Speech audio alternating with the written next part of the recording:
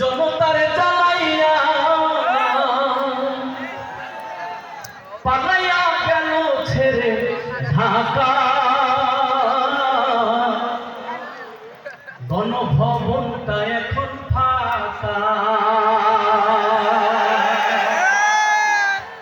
আপা নাই, এখন গণভবনটাও ফাঁকা।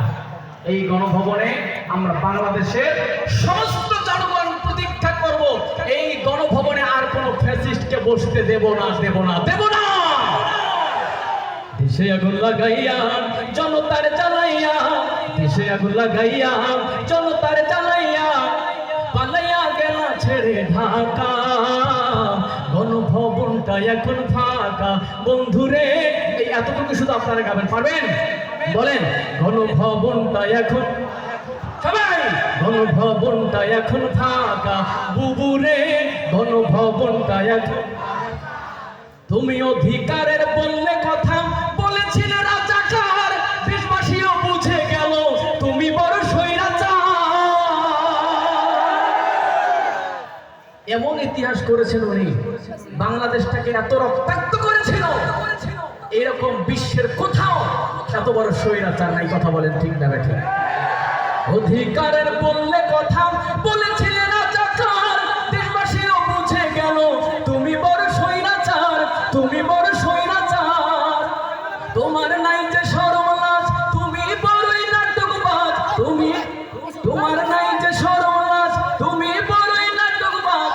কাউয়া ডাকে না আর কাকা,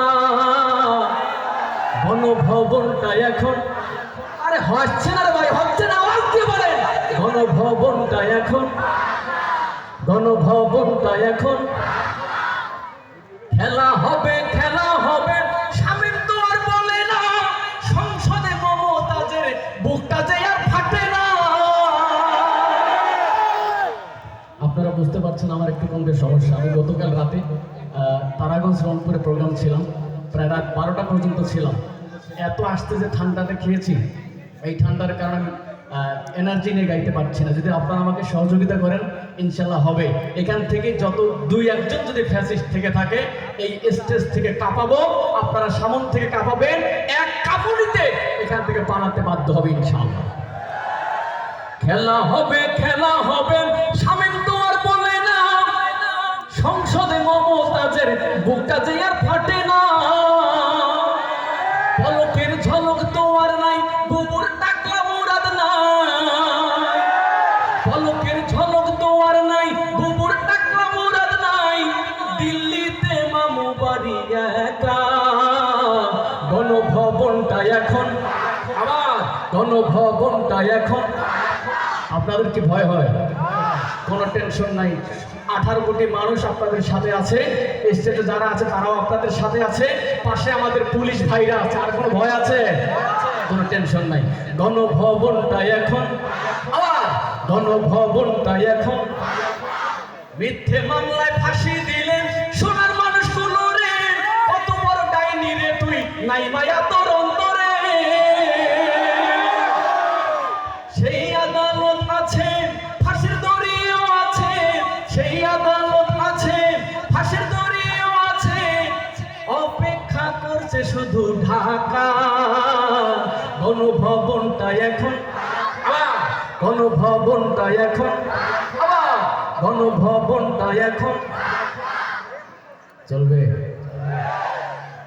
সবাই বলেন চলবে? আচ্ছা, এক জায়গা থেকে একটা তাকবীর জানতো একজন দাঁড়ায়, দেখি শক্তিশালী কে আছে এরকম পুরুষ।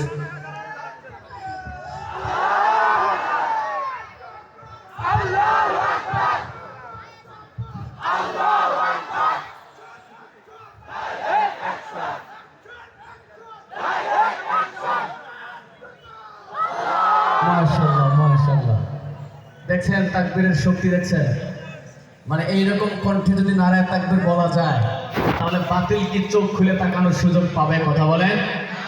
আচ্ছা, প্রিয় উপস্থিতি, এখন আমি যে সঙ্গীতটা পরিবেশন করব, আমাদের সমাজ, আমাদের যুব সমাজ যে রোগটার কারণে বেশি আসক্ত, সেটা হলো মোবাইল। এই মোবাইল আমাদেরকে ধ্বংস করছে। কথা বলেন, ঠিক কিনা? আমরা আসুন এখন মোবাইলে জানবো, মোবাইলের কি উপকারিতা কি অপকারিতা জানবো। চলুন শুনে আসি। ও দেশে মোবাইল আইছে,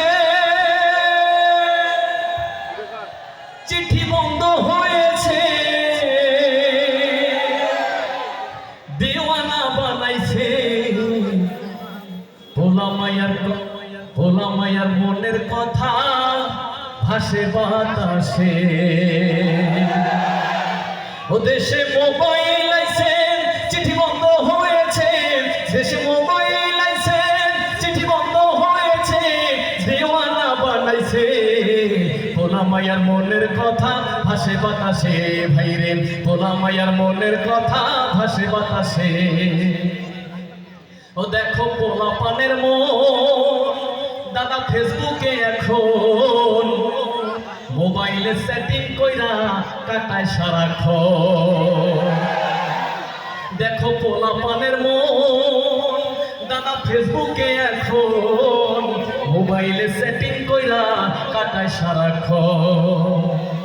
এই মোবাইল পাইয়া দেখো মদনের মাইয়া, এই মোবাইল পাইয়া দেখো মদনের মাইয়া কি কাণ্ড ঘটাইছে। স্বামীর সংসার রাইখা নাকি, স্বামীর সংসার রাইখা নাকি পালায়া গেছে। দেশে মোবাইল আইছে চিঠি বন্ধ হয়েছে, দেওয়ানা বানাইছে। ভোলা মায়ার মনের কথা ভাসে বাতাসে, ভাইরে ভোলা মায়ার মনের কথা ভাসে বাতাসে। আবার টিকটক আসিয়া গেল সবে ভাসিয়া, হিরো আলম নায়ক হইছে আইডি খুলিয়া। আবার টিকটক আসিয়া গেল সবে ভাসিয়া, হিরো আলম নায়ক হইছে আইডি খুলিয়া। ওরে মোবাইলে হাই কি জাদু আছে ভাই, পোলাপান বুঝাইছে। কোরআন হাদিস তৈলা রাখছে সপ্তম আকাশে। দেশে মোবাইল আইছে চিঠি বন্ধ হয়েছে, দেওয়ানা বানাইছে। ভোলা মায়ার মনের কথা কোথায়, ভোলা মায়ার মনের কথা ভাসে বাতাসে, ভাইরে ভোলা মায়ার মনের কথা ভাসে বাতাসে। চলবে কতক্ষণ চলবে? হ্যাঁ